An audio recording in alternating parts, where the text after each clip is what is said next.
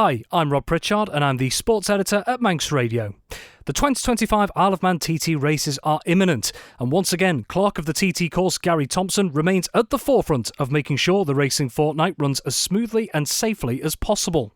He's now entering his 13th year overseeing the meeting and looking after all matters relating to the Snaefell Mountain Course. With a great weight on he and his team's shoulders to keep TT running, sometimes Mr Thompson has come in for scrutiny and sometimes criticism for decisions made on the event, particularly when there's disruption to the qualifying and race schedule as well as road closures. And with a host of racing and non-racing changes coming in for 2025, I recently spoke with Mr Thompson to discuss in detail the running of the event, his relationship with riders, volunteers, visitors and residents, and what he makes of being in the spotlight for the calls he makes in such an important role. Preparations for this year's event all started, best part of just under 12 months ago when TT 2024 ended. Just how many different tasks have you and your team had to overcome in the last year to get things ready for this year? Yeah, you're right. The plan for TT 2025 literally started a week or so after we finished TT 2024. Obviously, bearing in mind that I've got to also put in place the any changes to the risk assessment, the event safety plans, and any documentation ready for the Manx Grand Prix in August. But planning for the TT does start in pretty much straight after the TT the previous year before, and this year we've done some resurfacing. So Glen Helen was the major focus during TT last year, given the wet weather we had. So Glen Helen has now been resurfaced. And I live in Lincolnshire, so I've not been to the island for a while, but I don't think there's been much rain to test whether Glen Helen's worked or not. But we have it on good authority from the DOI that it's been very successful. So we don't envisage any issues with Glen Helen. And then a couple of weeks ago we had to resurface the right-hand carriage on the approach to Brandywell. Because some resin was dropped from distance of about 70 metres. But again, the DOI have been brilliant. We've got a really good relationship with the DOI, been brilliant, and they got that resurfaced straight away. And with, on average, about 2,800 vehicle passes daily, we're pretty confident that we're bedded in well for the first practice on the 26th of May. Just on the resurfacing side of things, you mentioned what happened with the resin on that section of the mountain road. We've also seen resurfacing taking place at Quarterbridge, for example. The DOI carries out that work, but no doubt you and your team will have, a big contribution as to what goes on there. So, given the fact that the mountain road situation was a little bit different because of a spill, effectively, how much, if in any way, did that disrupt getting those preparations across the TT course done? Not really. I mean, obviously, John Barton, as you know, John Barton, 33 years as a competitor, very, very experienced. He's now the one of two deputy clerks of the course, along with Lizzie Kinvig, and John is also the course inspection officer. So he works very, very close with the DOI. Obviously, his experience as a competitor comes well into play in that role. And as I say, we've got a fantastic relationship with the DOI.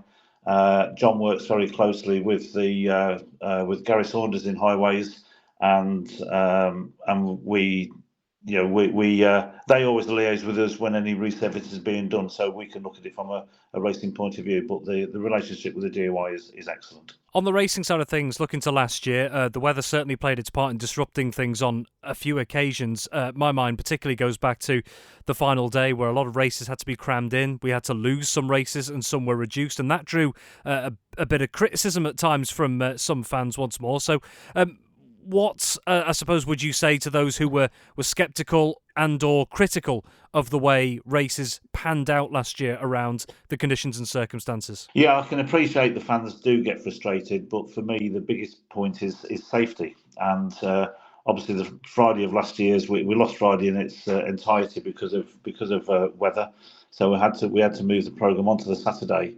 And then we had that supercar, I think it was a Lotus or something, that had the RTA on the mountain, which obviously put a delay into the programme.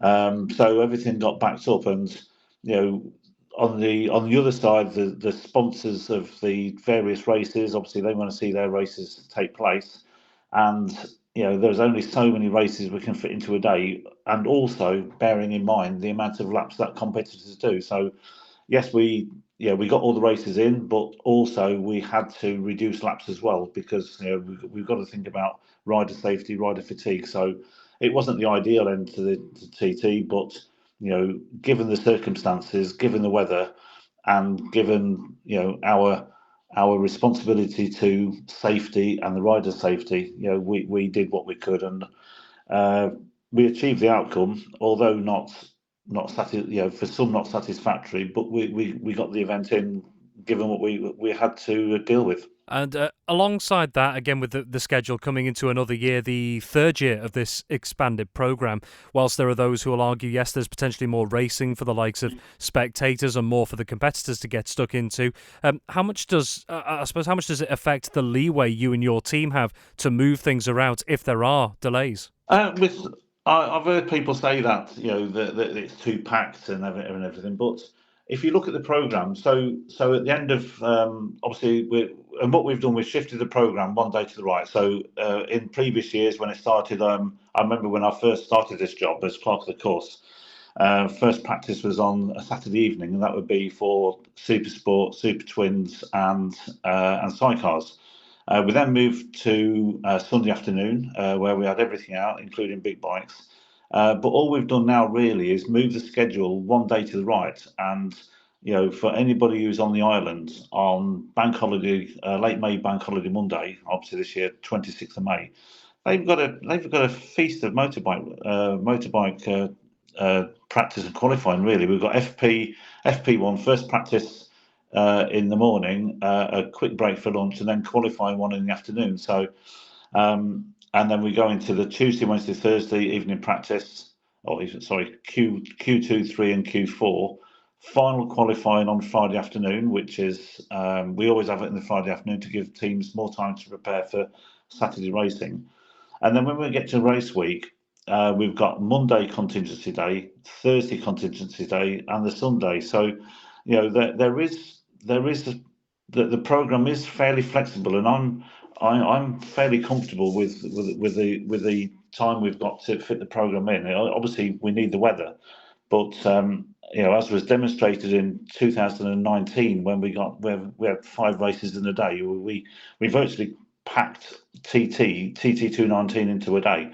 And I'm not for one moment suggesting we do that going forward, but I think we did demonstrate that once we've got the weather in place, we have got time to do that, and that's not ideal by any stretch, but we do what we can to get the program in. And I hear what people say about the schedule moving to the senior race day moving to the Saturday, but it's in terms of contingencies, we haven't lost anything. We've still got the same contingencies as we've had in the past. On a slightly different note, but on the subject of the schedule for the competitors, really, given the advances we've seen in the last several years, especially with the likes of sports science as well, and the physical and mental toll taking part in the TT can have on these riders, no matter how high a level they're competing at. How much does that factor in these days into how much these riders are allowed to do from your perspective? It does. I mean, we've worked very closely with Dr. Gareth Davis and the MRMS team, and they have put in a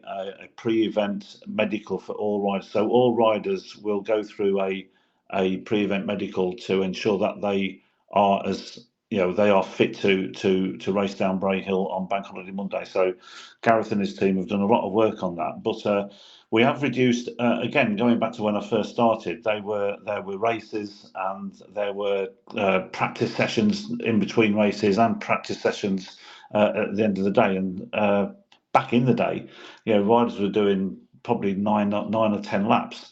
So what we've done now is we've reduced the laps in some races. So Super Stock and Super Twin have been reduced to 3 laps. And what we've done this year, we've changed the schedule slightly. So in the past, every race day used to start with a warm-up lap. So what we've done now is the warm-up lap, will be called the course inspection lap, and that will only be invoked if conditions are not considered to be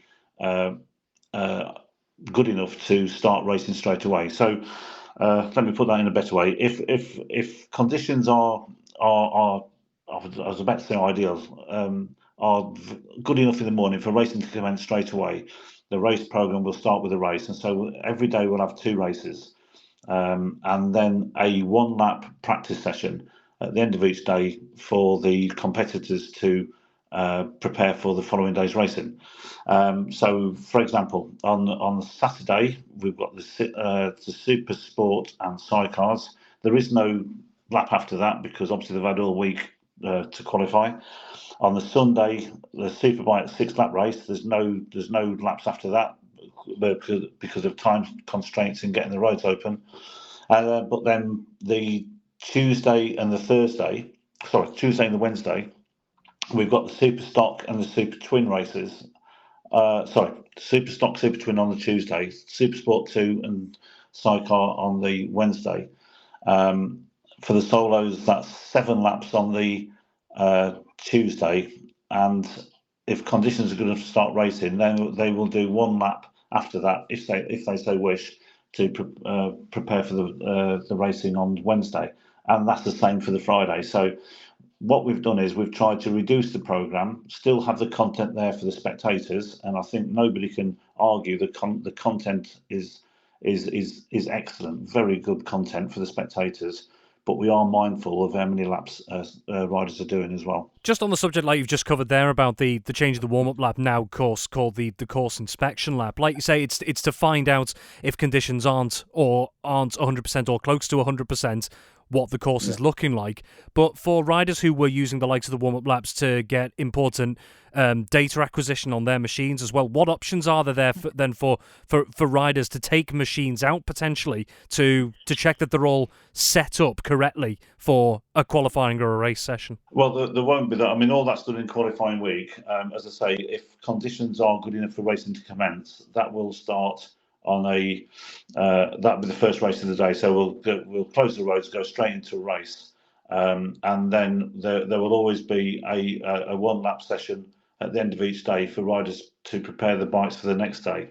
The sidecar shakedown lap, which that will take place on the Tuesday in between the Super Stock and the Super Twin races, ready so they can set up their sidecar outfits for the Wednesday race. But they've had all week. They've had all week to qualify and prepare the bikes. And obviously they'll be racing on this Saturday and the Sunday. So we're fairly sure that with these 1-lap sessions at the end of each race day, provided conditions are good enough for racing to commence from the start, they'll have plenty of opportunity to set the bikes up ready for the forthcoming races during the week. And just before I move on, again, coming back to this course inspection lap as well, with, again, obviously safety the priority, as you always mention, but for riders to be going out there on laps like that when you know that the course may not be ideal, where does, I suppose, the safety protocol come into that, and how the course inspection lap works? Well, I think we demonstrated that last year, really. If you remember last year on the Tuesday evening, that we had to, because of a delay in the programme, we moved the Super Twin race to the evening. And I think we'd had a shower or something late on in the afternoon, and obviously it was fairly breezy as well. So obviously we did the course inspection laps and everything, and we set the guys off, the competitors off on a warm-up lap before the Super Twin race, and they came back in and they said they didn't think it was suitable for racing to continue. So we listened to what the riders say. I mean, I've always listened to what the riders say. Obviously, they're the ones out there doing the racing. They're the ones who are carrying the risk. So I will always listen to what they say. And as a consequence of them coming back in and saying it wasn't suitable, we knocked the Super Twin race on the head. So this course inspection lap during race week, we will obviously, if it's we've got experienced guys who inspect the course anyway. We've got, as I say, we've got John Barton, the deputy clerk of the course. We've got 8 travelling marshals who are all experienced ex-competitors. So if they say it's not suitable, we'll always put delays into to delay the schedule to when it is suitable. But if it's slightly damp in areas, or it's probably more windy or slightly breezy than what we'd like, we'd put the course inspection lap in place. And if the competitors come back and said, not sure it's right at the moment, then I listen to them as I've done in the past, and we'll delay the racing until it is. I would never put competitors out in conditions where they're not happy, and where there is the risk of an incident taking place. We don't want to increase the risk of a possible incident taking place, so we do listen very carefully to what they say. And when you do have to alter the schedule every so often, as can happen, whether it's weather or other circumstances, what would you say to the idea that some classes sometimes maybe feel like they're lower in the pecking order than some? For example, in the regular schedule, we often see the likes of the sidecars going out as one of the last. Not just them, but in the classes in general. What would you say to those who maybe feel they get a bit less time out on track than others when things get moved around? Yeah, that's probably. I mean, we obviously try to give all the competitors as much time on the course as we possibly can. I mean, sidecars, yeah, I hear what you're saying. I hear what people say. Sidecars probably don't get as much track time as solos. But on that, the majority of the solos have 3-4 bikes to set up, whereas the sidecars have one outfit. So we and there is only two sidecar races. One class, two sidecar races. So they have to set up one outfit, whereas the solo competitors have, as I say, probably 3 or 4 bikes to set up. So we do try and give everybody maximise it as much as we can. And the sidecar, I've had it before where people say, "Oh, the sidecars have dipped out. You're not giving the sidecars enough time." But in the past, we have actually switched the programme round to put the sidecars out first, to ensure they get as much time out there as we possibly can, given the conditions that have prevailed and the time left, so that they've got enough time to get the bike set up for the racing. So. Yeah, I hear what people say. It is what it is on that, but we would never start any race unless we were sure that every competitor had the opportunity to set the bike up accordingly. I'll come back to sidecars in a moment, but just coming back to the regulation side of things with the solos, I saw that one of the changes is that you won't be able to now ride a solo machine for the first time during a practice or a qualifying session. You'll have had to have had some sort of prior experience on it, so they can be tested at somewhere like Derby Airfield and then used on the mountain course as well. How are you advising potentially, or how are the motorsport teams advising teams to kind of approach that if they haven't had time to go out but don't want to turn up at the TT and get turned away on the mountain course, to have to jump through hoops again at Derby to come back, if you see what I mean? Yeah, I mean, that, as you say, that's been highlighted in regulations. We're sending out regular updates to competitors to remind them, and there is a session at Derby on the weekend or prior to first practice, but they are all well aware that if potentially the first time they are going to ride their bike is down Bray Hill, that used to happen in the past, but that is no longer the case. That is we've had experience of that happening in the past and how that's turned out, and so moving forward there'll be no competitor riding his bike for the first time down Bray Hill without previously ridden the bike before. And we are through the registration process. They have to prove to the race organisers that they've ridden that bike, and if they haven't, then they need to get themselves down to Derby to ride that bike before first practice. Otherwise, quite simple, they won't be going out. And turning back to the sidecars, one big thing I noticed in the regulations this year is that there is a ban on 7-speed gearboxes. What's the purpose behind that? So what we've done is, there is a Gulf now in the sidecar class, and I think we're all aware that Ben Birchall, Ryan Crowe, and Pete Founds, they are 4 or 5 seconds faster than the rest of the field. So, but that aside, we've become acutely aware that for some teams, and to be honest, it was Tim Reeves. Tim Reeves approached me last year and said for him to put a sidecar outfit on the TT course and be and be competitive, it would have cost him at least £120,000. Now, that's ridiculous money. So what we're doing this year, obviously, the likes of Ben, Ryan, and Pete, they would have invested already in 7-speed gearboxes and to run the outfits as they are. So we brought in the stock engine rule. So there will be one sidecar result, one podium, but those outfits or those teams that are running the stock engine rule, there will be a separate an award for the fastest stock engine outfit, for want of a better term, and that will be presented to the fastest stock engine outfit at the presentations night.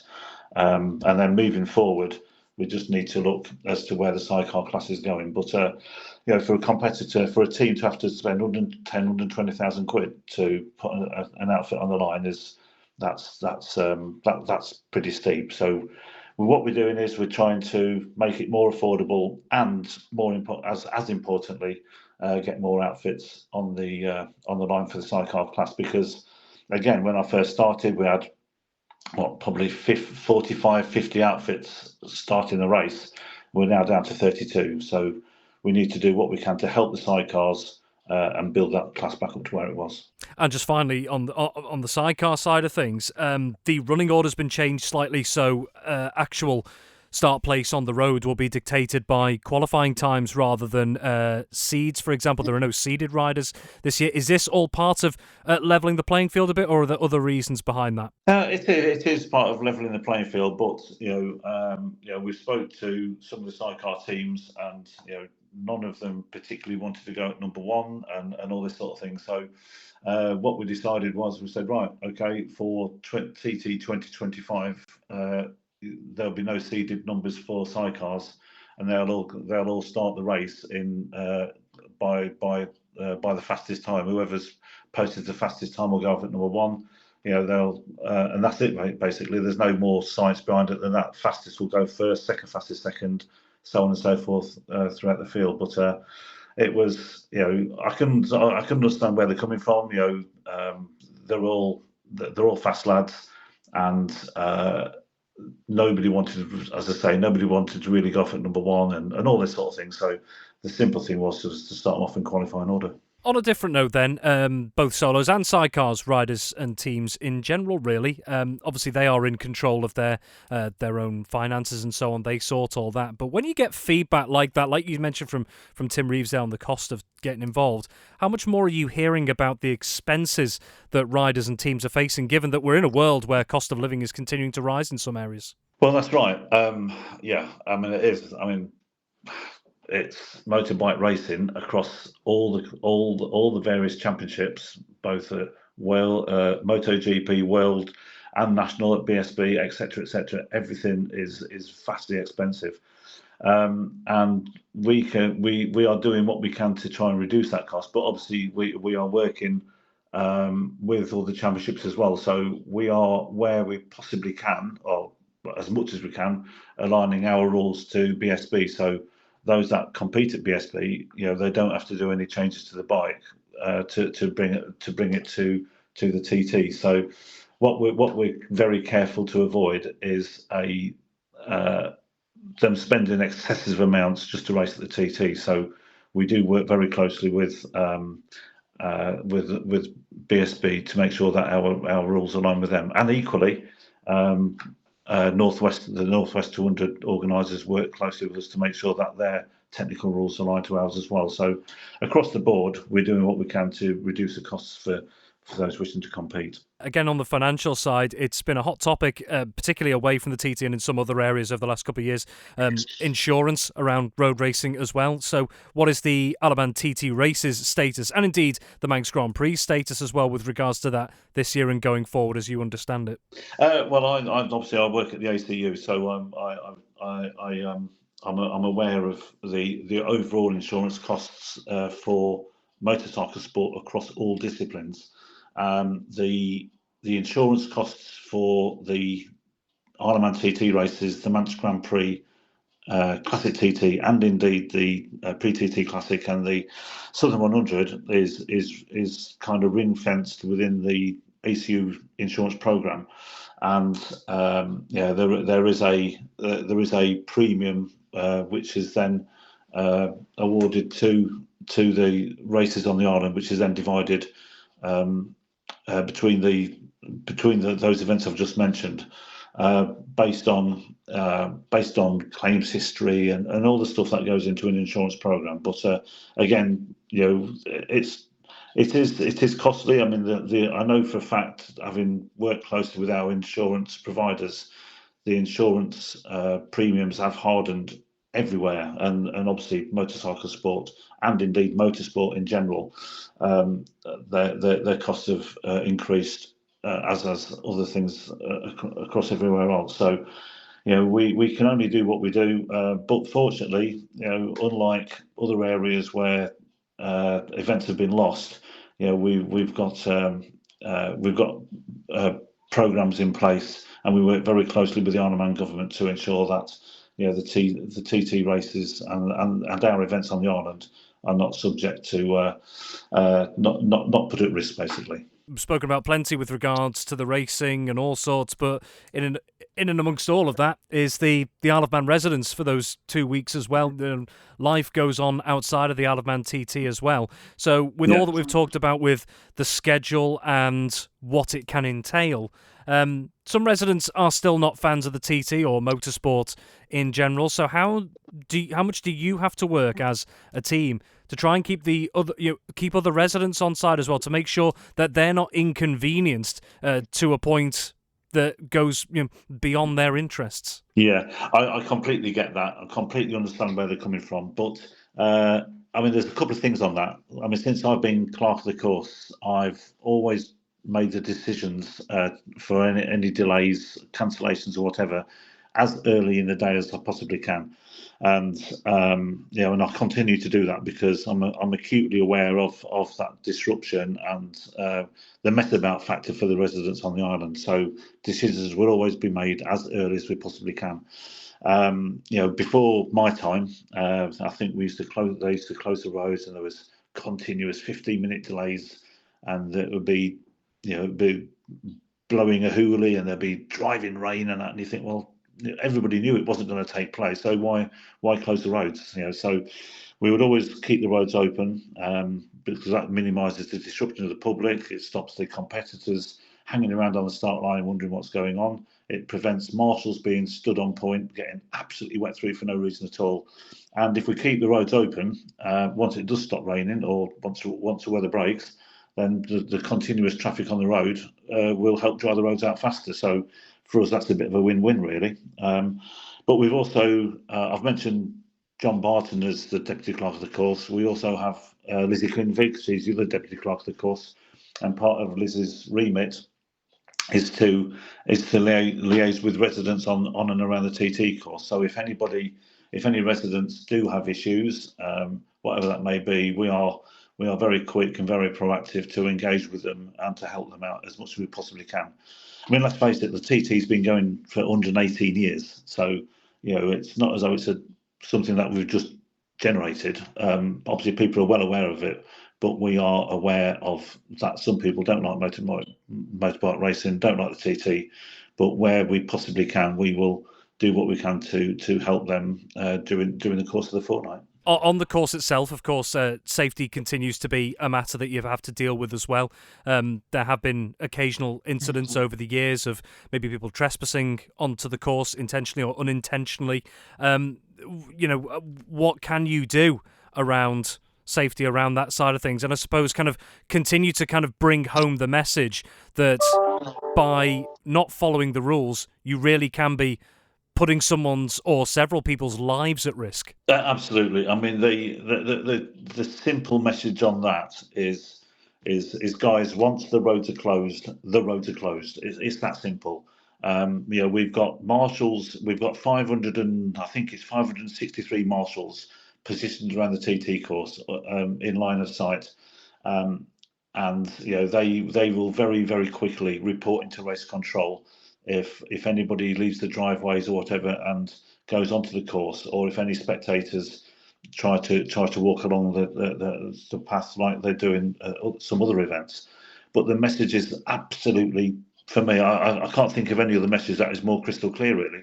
If any vehicle, if any driver of any vehicle or any pedestrian goes onto the TT course whilst roads are closed, they will be they'll be breaking the law. It's as simple as that. They'll be breaking the law, and they will be subject to a heavy fine and/or imprisonment. And it's that simple. Same with people who fly drones. There's a thing. We annually publicise the thing about flying drones. Now, unless that drone operator works for green light, where we have designated positions around the course for green light to fly the drones, anybody caught flying drones at any part of the course, again, will be subject to a fine and/or imprisonment. And those 2 points are non-negotiable. Driving or walking on the TT course during periods when the roads are closed, or flying drones is a jailable offence. It's as simple as that. And the final subject, you've just mentioned them before, the marshals as well. Highly dedicated volunteers year after year from on and off the island that make sure the racing goes ahead. So just to wrap things up, a two-pronged question really. From your understanding, how are marshal numbers this year? And also, how are you making sure that marshals get the appropriate time out there, that they don't feel used and abused in some cases? Yeah, I mean, that's so point number one, the marshal numbers. We're receiving daily updated figures, and at the moment figures are looking pretty good. There are still one or two areas which haven't achieved the minimum manning, but that we're not talking big numbers really. So obviously we've got another week or so before people start arriving on the island, so there's still an opportunity for people to sign on online, but there are a fair number of marshals who don't like to sign online and like to come to the TTMA marquee in the grandstand and sign on and get all their packs and everything at the same time. So where we stand at the moment, I'm I am very confident that we'll have no issues come May the 26th, because the numbers that are left to be filled will be filled during the next week and over the week that weekend prior to first practice. In terms of marshals being stuck out on post, or that's the wrong term, that not stuck out on post, but being out on course for long periods of time.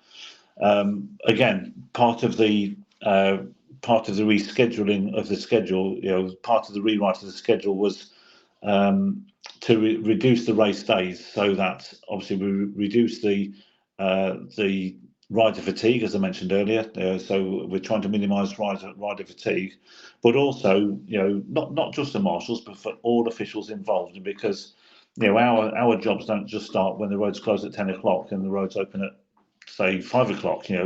We are on the go, say from 6:30 in the morning till probably 7 or 8 o'clock at night.